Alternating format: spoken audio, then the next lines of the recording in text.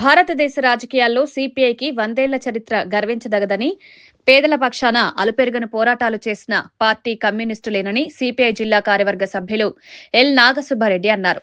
CPI వార్షికోత్సవాల సందర్భంగా సోమవారం నగరంలోని ఎన్టీఆర్ నగర్, అంబేద్కర్ నగర్ వద్ద సిపిఐ పతాకాన్ని ఆయన ఆవిష్కరించారు. ఈ సందర్భంగా మాట్లాడుతూ 1925 డిసెంబర్ 26న ఉత్తరప్రదేశ్లోని కాన్పూర్లో ఆవిర్భవించిన సిపిఐ బ్రిటిష్ పాలనకు వ్యతిరేకంగా సంపూర్ణ స్వాతంత్ర్యం కోసం పోరాడిన ఏకైక పార్టీగా చరిత్రలో నిలిచిందన్నారు. దేశంలో 100 ఏళ్ల చరిత్ర కలిగిన పార్టీలు సిపిఐ, కాంగ్రెస్ మాత్రమేనన్నారు. స్వాతంత్ర ఉద్యమంలో వేలాది మంది కమ్యూనిస్టులు జైలుకు వెళ్లారని, ప్రాణత్యాగాలు చేశారన్నారు. పేద ప్రజలకు రావాలి, కార్మికులకు రావాలి, కర్షకులకు రావాలి అధికారం తప్ప ఈ బడా బడా వ్యక్తుల చేతుల్లో అధికారం ఉండడం వల్ల వారు బడా బడా వ్యక్తులకే ఉపయోగపడతా ఉన్నారు. కాబట్టి ఇది పోవాలంటే ఎర్రజెండా నాయకత్వంలో పేద ప్రజల అధికారం రావాలి. ఈ రోజు ఏలుబడిలో ఉన్నటువంటి ప్రభుత్వాలు కుల మతాలతో, కుల మత వైషమ్యాలతో ఈ రోజు ప్రజలందరినీ కూడా విభజిస్తా ఉన్నారు. కాబట్టి కులం లేదు, మతం లేదు, మానవత్వం కావాలి అని చెప్తుంది ఎర్రజెండా. కాబట్టి వాడికి భూమి కావాలంటుంది ఎర్రజెండా. పనిచేసే వాడికి కల్పించండి కావాలంటే, దేశం అభివృద్ధి చెందాలంటే పనిచేసేవాడు ఉండాలి, శ్రమ చేసేవాడు ఉండాలి. శ్రమ చేసేటువంటి వాడే దేశానికి సంపద శ్రమ చేసేటువంటి వాడే, కష్టం చేసేటువంటి వాడే. కాబట్టి కష్టం చేసేటువంటి వాళ్ళ చేతుల్లో రాజ్యం ఉంటేనే రోజు అందరికి కూడా న్యాయం జరుగుతుంది. కాబట్టి పరిపాలనకు వ్యతిరేకంగా ఈ దేశంలో ఉన్నటువంటి మోడీ ప్రభుత్వాన్ని గద్దెదించేంత వరకు కూడా మోడీ ప్రభుత్వం రోజు కుల మత వైషమ్యాలు సృష్టించడం, ప్రాంతీయ భాష విభేదాలు సృష్టించడం తప్ప పేద ప్రజల కోసం పనిచేసేటువంటి పరిస్థితి లేదు. పెద్ద పెద్ద వ్యక్తుల కోసం బడా బడా లక్షల కోట్ల రూపాయల బడా బడా వ్యక్తుల కోసం పనిచేస్తా ఉన్నాయి. రోజు కాకులను కొట్టి పెద్దలకు పెడతా ఉన్నారు. మనం చెప్తా ఉన్నాం, పెద్ద పెద్ద వాళ్ళను వారి సంపద అంతా కూడా పేదలకు పంచాలా. వాళ్ళకు ఆ సంపద సృష్టికర్తలు పేదలే. కాబట్టి ఈరోజు సంపద సృష్టించినారంటే, సంపాదించినారంటే అది పేద ప్రజల సృష్టి. పేద ప్రజల సృష్టి అని వాళ్ళు నవ్విస్తా ఉన్నారు. వాళ్ళు నవ్విస్తున్నటువంటి సంపద పేద ప్రజల కష్టమది. కాబట్టి పేద ప్రజలకు అదంతా కూడా పంచాలా.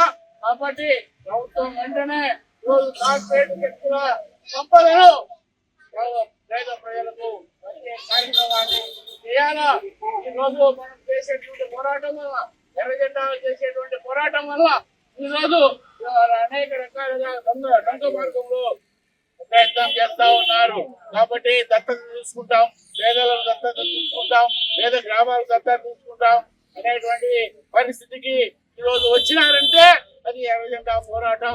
ఎర్రజెండా పోరాటం వల్లే రోజు పేదలకు వెతుకులు చెల్లే కార్యక్రమం చేస్తున్నారు తప్ప ఈ వాళ్ళకి ఉండేదానికి ఊళ్ళు, అదే విధంగా పనిచేసేదానికి పని కల్పించేటువంటి పరిస్థితి లేకుండా ఉన్నటువంటి నేపథ్యంలో ఎర్రజెండా పేద ప్రజల హక్కులు చేసుకొని పేద ప్రజల పక్షాన నిలబడి రోజు పోరాటం చేస్తా ఉన్నది. కాబట్టి మనకు అందా ఎర్రజెండా ఉన్నంత వరకు కూడా మన పోరాటం ఆగదు. ఎర్రజెండా నాయకత్వంలో మన పోరాటాలు చేసి మన సమస్యలు పరిష్కరించుకోవాలా. ఈరోజు అనేక సంవత్సరాల చరిత్ర ఉన్నటువంటి ఎన్టీఆర్ నగర్ సంబంధించి మనం ఉంటున్నటువంటి నేపథ్యంలో అనేక రకాల మౌలిక సదుపాయాలు ఇంకా కల్పించడం లేదు. కాబట్టి ఇటువంటి నడిబొడ్డులో ఉన్నటువంటి ఈ ఎన్టీఆర్ నగర్ ను కాపాడుకోవాలా. అనేక రకాల ప్రయత్నాలు చేస్తా ఉన్నారు. ఎక్కడో పంపిద్దాం, ఏదో చేద్దాం అనేటువంటి పరిస్థితిలో ఆలోచన చేసేటువంటి వాళ్ళు కూడా ఉన్నారు. కాబట్టి దుర్మార్గాలను నిలబడాలా. భారత కమ్యూనిస్ట్ పార్టీ అంటూ నడిబొడ్డులో పేద ప్రజలు పోషించాలా.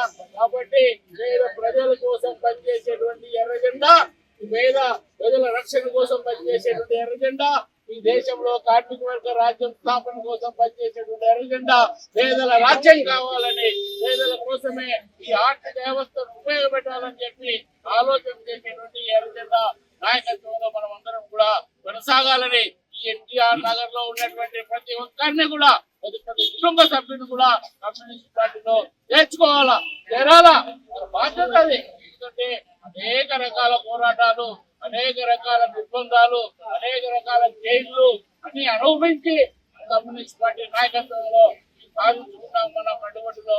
కాబట్టి దీన్ని కాపాడుకునేదానికి మనం అందరం కూడా కృతజ్ఞతతో, మనమందరం కూడా పేదల రాజ్యం కావాలని ఆలోచన చేసేటువంటి ఆలోచనతో కమ్యూనిస్ట్ పార్టీలో మనం అందరం కూడా కొనసాగాలని చెప్పేసి ఈ 100 వసంతాల పండుగలో 100 సంవత్సరాలుగా ఈ భారతదేశంలో పేద ప్రజల కోసం పనిచేస్తున్నటువంటి కమ్యూనిస్ట్ పార్టీ ఉత్సవాల సందర్భంగా ఈ కార్యక్రమంలో పాల్గొంటున్నటువంటి మీకందరికి కూడా పేరు పేరున అభినందనలు, ధన్యవాదాలు తెలియజేస్తూ ఉన్నాను.